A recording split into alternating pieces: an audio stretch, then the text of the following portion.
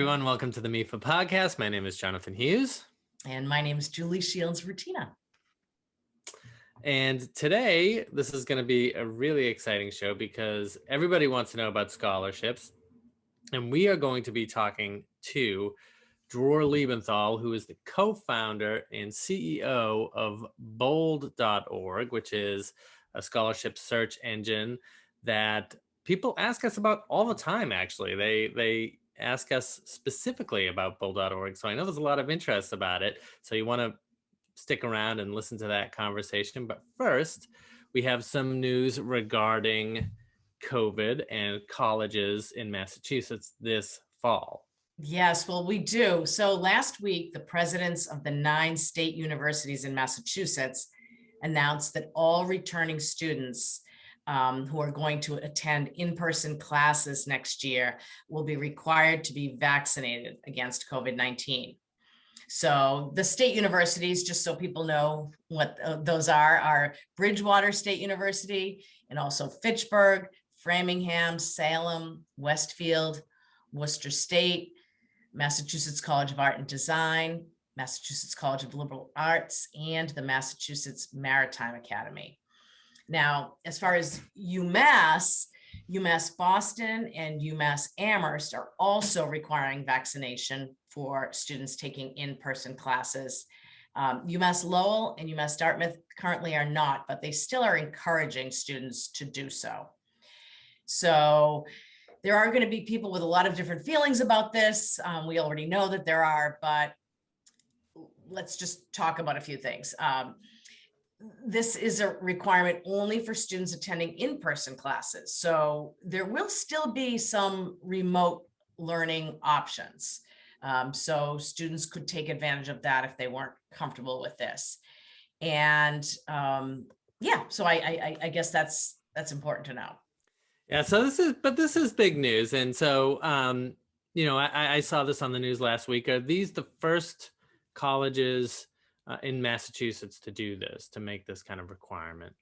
Well, no, there are actually some private colleges who've made similar announcements.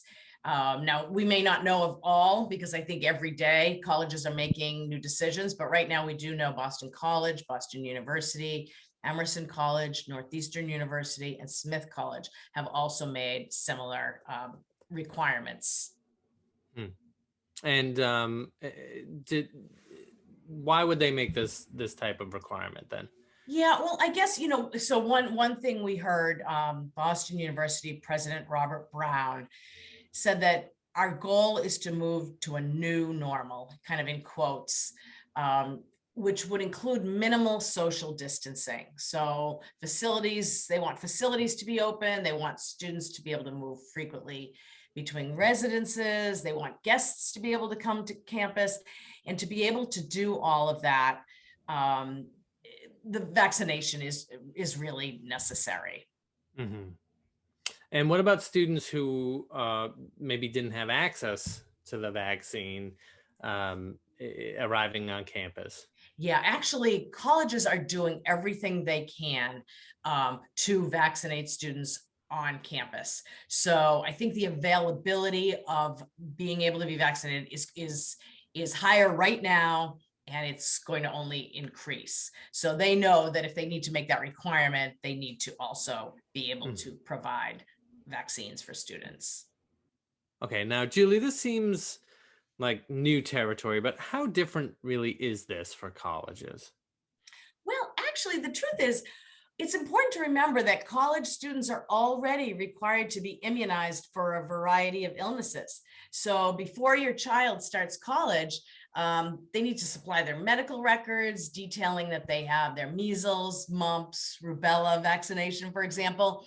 So this is just going to be added to the list of those required immunizations. And if students or parents have any questions about this, who should they contact? Yes, so they should definitely reach out to a specific college. Probably the admissions office is a good place to start. All right, Julie. Well, thank you very much.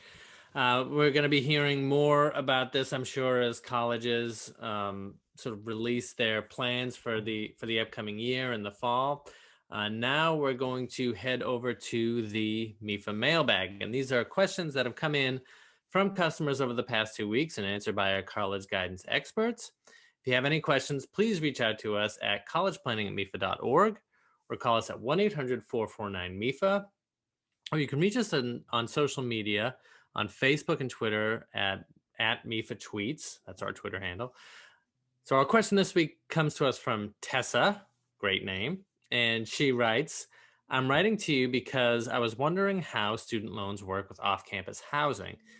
I'm hoping to live in an apartment this fall as my school doesn't have guaranteed housing. I was wondering if it's possible to add into my loan amounts some of the cost of living in an apartment for school. I want to know if this is possible, and if it is, if there's a limit on what can be taken out for that. Okay, it's a very popular question. Julie, do you want to take a run at it? Yes, well, I like this question because it sort of touches upon some financial aid principles.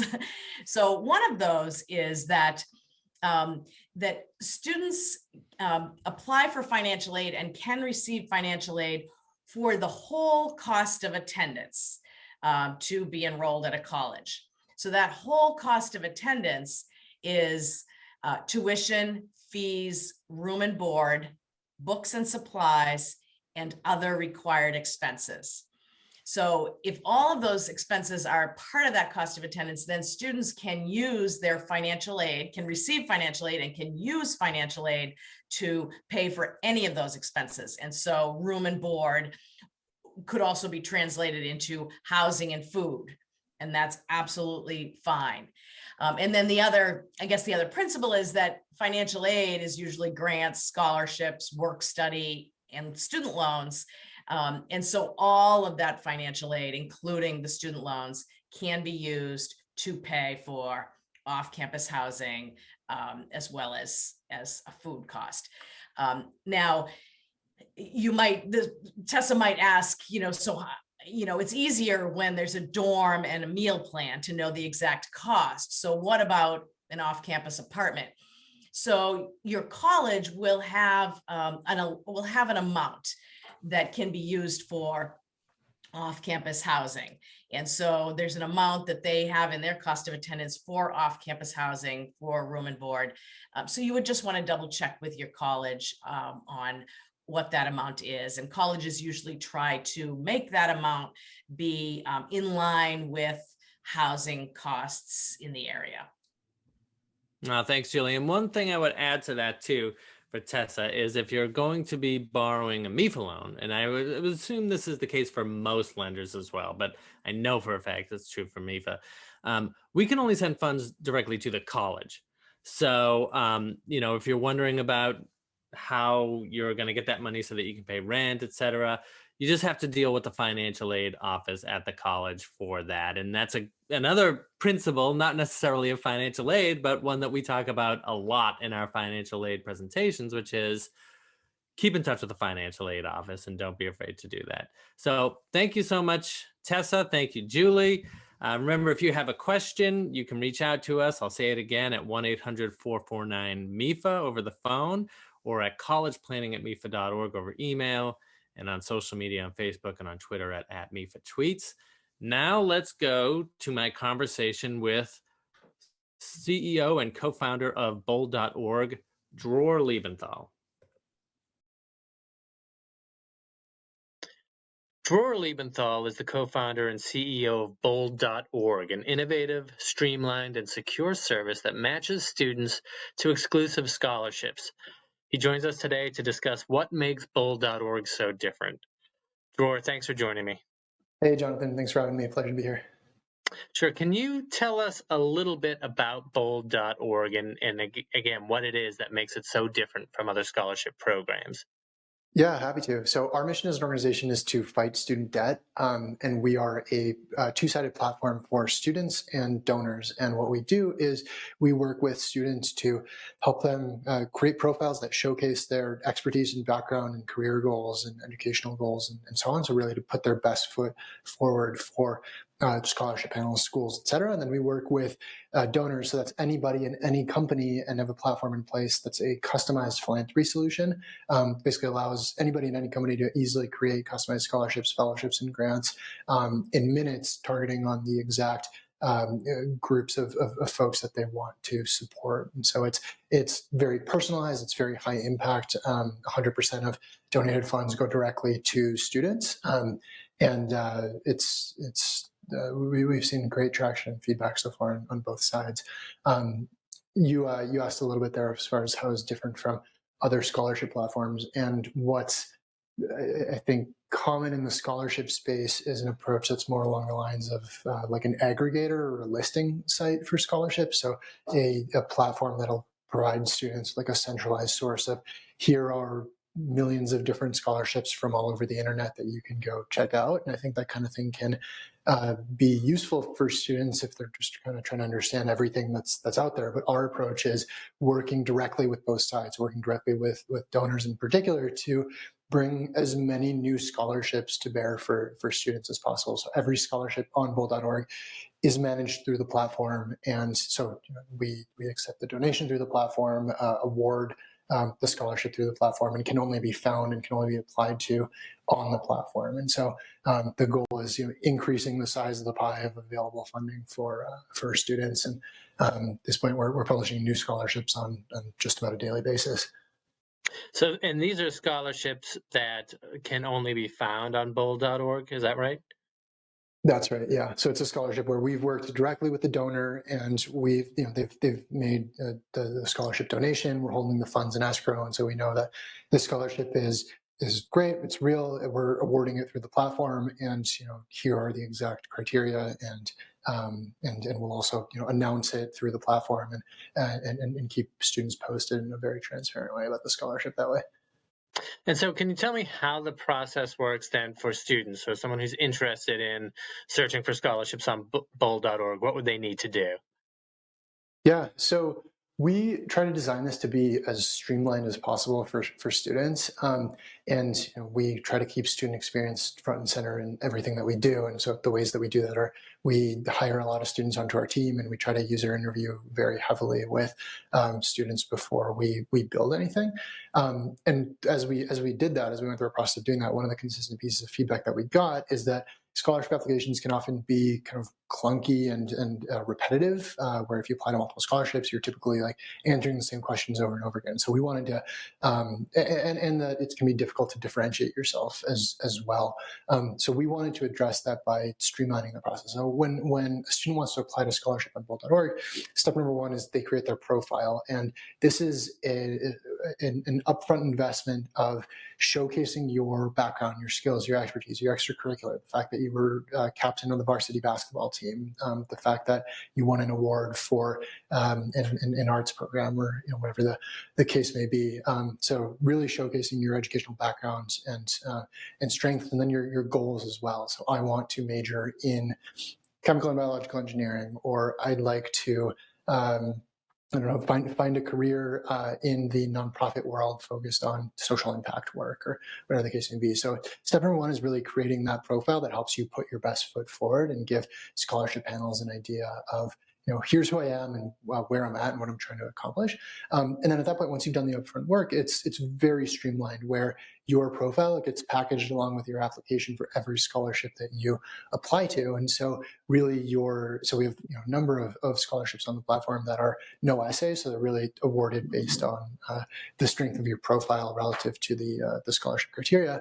And then we have others that are essay based or image based. We have some arts related portfolio based scholarships, and ones that have creative submissions like that.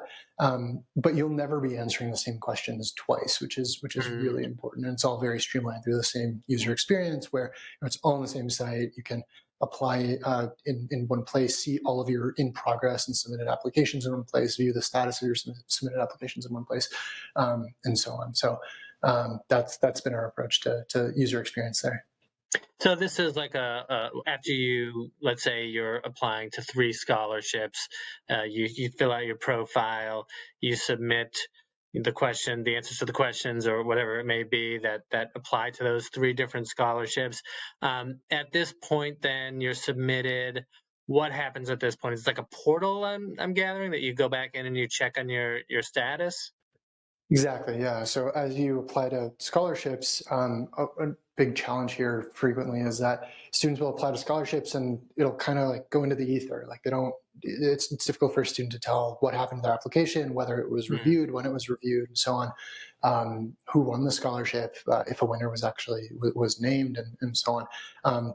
That came up repeatedly, and still does every time we talk to students about this. And so we try to index very heavily on transparency and organization ease of use. And so on the bold.org platform, students will have a My Applications dashboard that'll show you your applications that are in draft, so that you've started but maybe haven't completed, the ones you've submitted, the ones you've been named a finalist for, the ones that you've won, and then the ones that have been awarded but that you haven't won.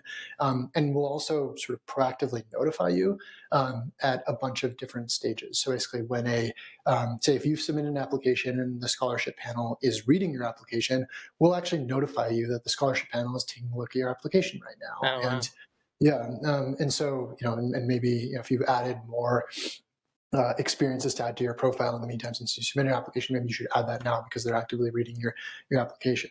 So we'll give applicants that notification. We'll also, as an application deadline is coming up for a draft that you've started, we'll notify you to get your draft completed and over the finish line. And when scholarships go into review, we'll notify you there as well. And then when winners and finalists are awarded, we'll notify you there too. So it's really kind of, the goal is signposting at every step, where you always know the status of your application, and as winners get awarded, you'll see that too and be notified there. And then on that piece, if you didn't win a scholarship, we give winners and finalists the option to share their application openly, and the vast majority of them do. And so you actually have the opportunity to look at what the winning application was and what the winning profile was, and sort of what excellence looks like, what a winning combination there looks like. And so you can use that to adapt as you continue your pursuit of scholarships. Do you see,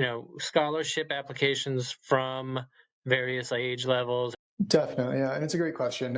So it does skew more heavily towards high school seniors and college freshmen, but it's really across the board. So it starts at high school freshmen, and we see quite a strong volume of high school freshmen, sophomores, and juniors on the platform as well, who are thinking very proactively about what their future holds and how they want to be sort of practical and about that, and line themselves up for success in their education. And so we have opportunities specifically for those types of students as well, but we see really strong applications coming from younger folks too. And we also have some, it's great. And we also have some older students too, as far as like people later on in college, and even recent graduates, or sort of adult learners, people considering going back to school, and grad school students as well. So, kind of across the educational journey, and, there's lots of people that still have student debt after they graduate, actually almost everybody. And so a lot of those types of folks on the platform too. Oh, and so they can apply for scholarships to help them pay their student debt? Yeah. So we have some types of opportunities that are specifically for paying down student debt. If you're someone who's graduated, you're entering the workforce, you have, say, $30,000 of student debt. We have opportunities where there's a donor who wants to specifically support a student who's graduated, has debt, and is getting off to looking to get off to a great start in the workforce, and wants to support them. One of the things that you cite is your commitment to privacy and security. And one of the things that we talk about when we're just generally at MEFA speaking about scholarships and searching for scholarships is that, not every scholarship search engine is the same, and that people certainly should never pay to have a scholarship search performed. Can you tell us and the people why, this is important for applicants to know? Yeah. So I would echo that for sure. You shouldn't be paying anything for any sort of scholarship search. Our philosophy here is the whole point of the platform is getting as many valuable resources in the hands of students as possible. So obviously it's free for students. And when we, a year and a half ago when we were starting Bull.org, took a look at the scholarship space, and I think what's really, really common in the scholarship world is you'll have a database or sort of aggregator site, and you, as a student, you go and sign up and you create an account to get access to this massive database listing. But then as you sign up, sort of in the fine print, your information's now been passed and bought and sold to all these like dozens of different places. And this is, I think, leaves a lot to be desired. I mean, leaves a lot to be desired from a student experience perspective. And so we wanted to, and we saw a lot of opportunity for something that was way, way better. And so our approach is, obviously it's free for students. It was also important for us to make it free for donors in the sense that 100% of tax-deductible donations go directly to scholarship recipients. So that capital efficiency and direct impact, where 100 cents on the dollar of money you donate is going to somebody deserving. And so that was really important for us. So the way that we kind of keep the lights on and support the business and grow is we work really closely with students to understand who you are, where you're at, where you're trying to get to. And then as relevant, we share basically optional partner opportunities that are sort of siloed in like specific sections of the platform. And then only to the extent that a student's like very front and center of like, hey, we think this might be relevant for you, whether that's we see you have multiple student loans from a few different lenders at a few different interest rates. Might be in your best interest to consolidate and refinance and sort of improve your situation there. Or hey, we see you're trying to break into the tech industry. Here's a industry leading newsletter that's completely free that actually helps cross some of those educational gaps and helps you kind of break in. And it's very front and center of like, hey, is this relevant for you? Like, do you want us to refer you to this organization? And only to the extent that students say yes, then we'll actually refer our members off. And we've found great feedback from our members for that, where the consistent theme that we get is that students want great products that help them get off to the best start possible in terms of education, finance, and career. They just want to know what those are and to be able to choose actively and opt in on whether it's relevant or not for them. And so that's where they love this model. It allows us to keep both sides free, and it allows us to sort of keep quality very, very high for students. I was wondering if you could tell me if what your education journey was, and if your experience informed Bull.org. Sure. Yeah, happy to. So my educational journey, I was originally born in Israel and moved to the US when I was pretty young. I think I was 4, and moved around to a few different schools in the US. And then we ended up moving to Canada for a few years. And so I actually went to high school in Winnipeg, Canada. And I was the first in my family to go to college in the US. And so was also the oldest child in the family. And so navigating the U.S. admissions system for the first time. And I was at a school in Canada where I think I was the only person in my graduating class who ended up going to school in the U.S. And so in terms of the infrastructure there and like a guidance counselor support, I was kind of on my own for most of that, and fumbling my way through the darkness as far as like understanding how U.S. college applications work and so on. So that was kind of one piece of it. And then on the scholarship side, scholarships had opened up some educational doors for me in meaningful ways growing up. And so, for example, got into this great private high school in Canada through a scholarship that wouldn't have been able to go to otherwise. And so that was very important for me as a launching pad, and had a couple of other experiences like that. And so it's kind of that combination of the types of impact that a scholarship can have for a young person, not just in terms of financial support, but like in my case, it was more like opening doors that weren't previously open. And then also like having someone who's a little bit further along than you reaching out and saying like, awarding you a scholarship is like them saying like, we see you, like you're doing great. Keep going. Like this is, you're on the right path. So I think that like vote of confidence for a young person can really mean a lot. On the flip side, as I started my career, I was able to run scholarships on behalf of a few different organizations, and sort of saw the other side of the equation of why an organization might want to create a scholarship and what the challenges are around operations, legal, finance of running scholarships. And so and got like a firsthand view of maybe effective ways to solve that and how to maybe craft a platform that serves both donor and student in effective ways. We tend to serve families and students. We tend to be facing that end at MEFA. But that's, I think, part of the reason why the other side of bold.org was so interesting to me, which is enabling individuals or organizations or companies to set up scholarships and helping them to do that in an effective and easy way. Yeah. So, and I thought it was such a great idea. So I wanted to ask you, as an organization, if I had an idea and I wanted to provide a scholarship and wanted to set that up, how is that done through bold.org? Yeah, so I mean, you sign up or reach out and work with a member of our donor team and say, here's what I want to contribute, and it's if you want to make it a one-off or you want to make it annual or twice a year, and here's how many folks you want to award it to, and then here's the type of student that I want to focus on. So that could be, you could say, I was an environmental engineer, but I ended up going into a different field. And so I want to support, the next great environmental engineer who goes and focuses on conservation or green tech or whatever the case may be. Like, that's who I want. And we'll say, great. Or it could be, I want to support, I don't know, a student from an underrepresented or undersupported background. And like, that's exactly who I'd like to get applications from. We'll say, great, we'll go out and create that scholarship.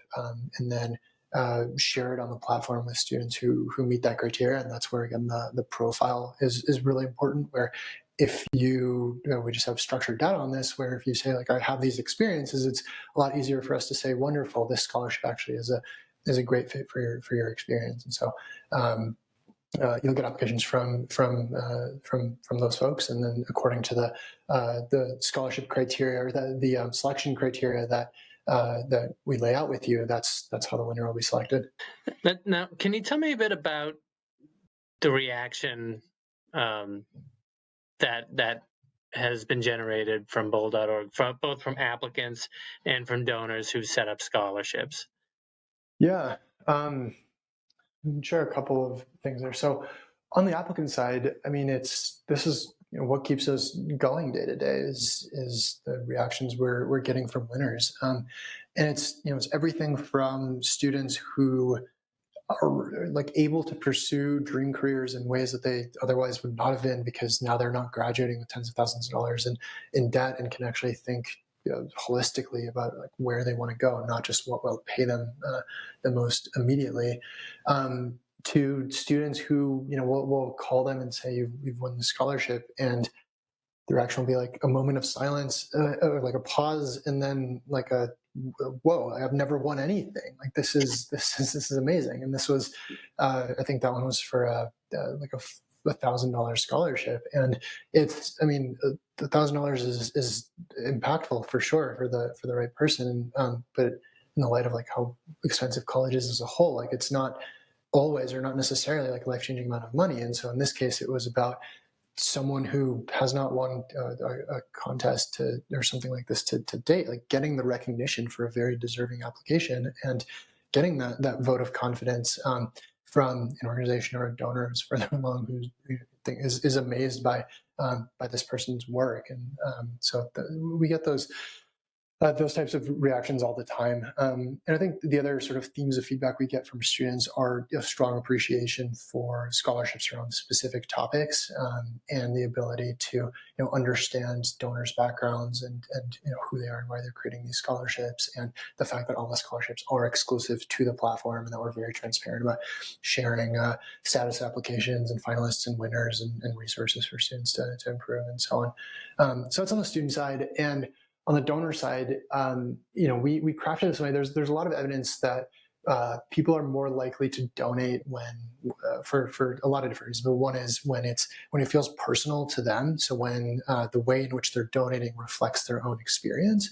And so that's one. Two is when they can see the direct impact of the money that they donate, and so that's another. And then third is just when user experience is very smooth. So when the actual experience itself is modern and seamless and great. So we've kind of tried to craft the platform to address those specific points. And so we get this feedback over and over again from donors, where the fact that 100% of their tax-deductible donation is going directly to a deserving winner. It's not going to administrative overhead. It's not going to salaries. It's not going to technical infrastructure costs and so on. It's going directly to a deserving individual. And so that capital efficiency is very motivating for donors.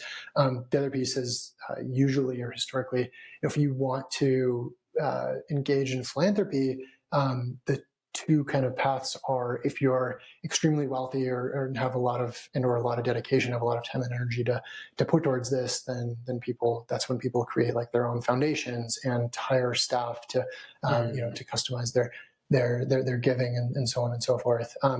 But that takes a lot of work and a lot of capital commitment. And that's like not everybody can be the Bill and Melinda Gates Foundation and so on. So that's one end of the spectrum. The other end of the spectrum is for the vast majority of the population that wants to engage in impact-oriented work and donates to amazing and very, very deserving organizations, but it's sort of generic. Like you donate to a particular organization, and it can be a little bit of a black box. You're not sure exactly where your money is going, but you hope and expect that it's going to a meaningful cause. But it doesn't feel necessarily as personal. You might get like a handwritten thank you note in the mail in return, but that's kind of the extent of it.